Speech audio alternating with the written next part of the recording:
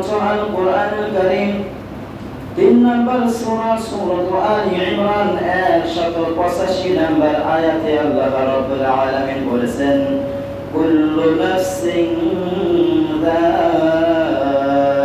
যায়িকাতুল মাউত ওয়া ইন্নামা তুওয়াফাউনা উজুরাকুম ইয়াওমাল কিয়ামাহ ফামান সুহসিহা আনিন নার ওয়া উদখিলাল জান্নাতা ফাকাদ ফাজ ওয়া মাল হায়াতুদ দুনিয়া ইল্লা মাতাউল গুরুর।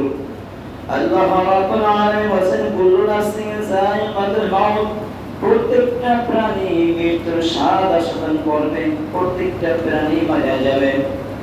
ওয়া ইন্নামা তুওয়াফাউনা উজুরাকুম ইয়াওমাল কিয়ামাহ, আর আল্লাহ রাব্বুল আলামিন অবশেষে প্রত্যেককে কিয়ামতের দিবসে তার পরিপূর্ণ বদলা আল্লাহ তাআলা দিয়ে দেবেন, প্রতিদান।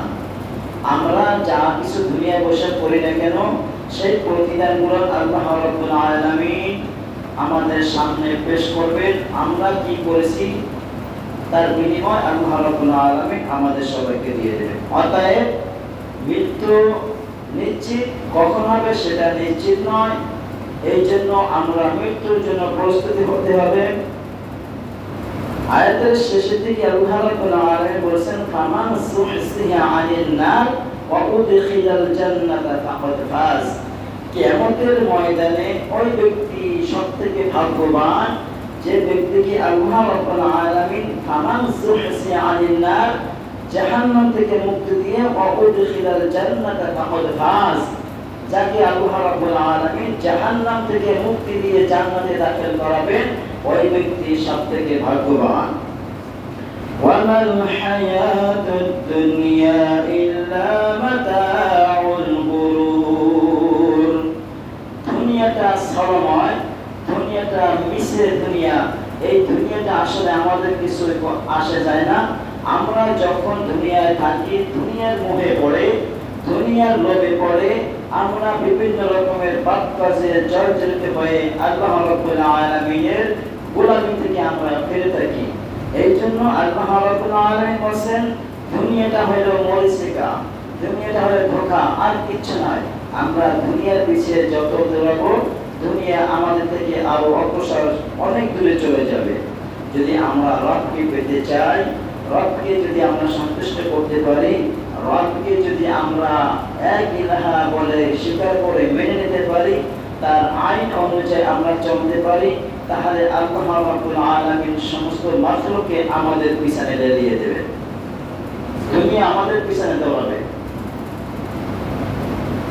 মৃত্যু মালাকুল মাউত যখন মৃত্যুকে খুঁজে খুঁজে বেড়ায়, আর মুমিন বান্দাকে রিজিক তাকে খুঁজে খুঁজে বেড়ায়, মুমিন বান্দা রিজিক তার পিছনে দৌড়ায়।